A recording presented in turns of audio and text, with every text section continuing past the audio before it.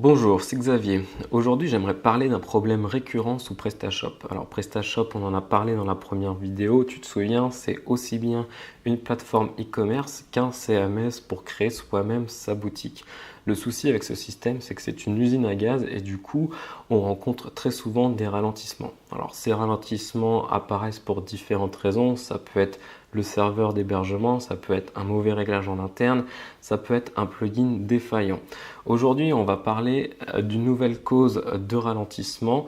Il y a beaucoup de personnes qui se sont plaintes au début du mois d'octobre 2018 qu'elles ne pouvaient pas accéder à leur back-office ou que leur back-office était très très lent.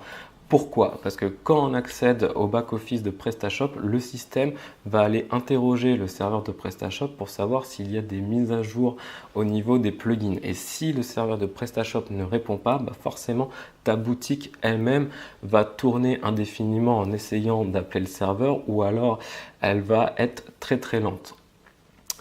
Du coup, pour pallier à ça, on va dire à notre boutique de ne plus aller interroger le serveur PrestaShop. Alors pour ça, il va falloir faire un peu de technique, donc pas de panique en fait. Tout est dans la description, hein. S'il y a des choses que tu n'as pas compris dans ce que je vais dire, tu te réfères à la description parce qu'en fait, il faut éditer un fichier.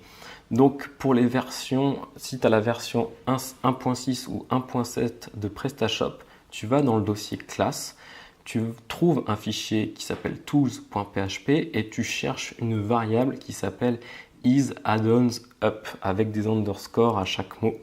Et cette variable, par défaut, elle est à true. Et donc, il faut la passer à false. Donc, il suffit de remplacer true par false, d'enregistrer le fichier et de le mettre sur le serveur. Si tu as une version 1.5 de PrestaShop, la variable isAddonsUp n'existe pas. Par contre, il y a la fonction addonsRequest et la fonction addonsRequest doit retourner false. Donc, à la première ligne de cette fonction, il faut écrire return false. Voilà. Donc ça, il faut savoir quand même que c'est une solution temporaire parce que si tu laisses ça comme ça, tu n'auras plus du tout de mise à jour au niveau des plugins.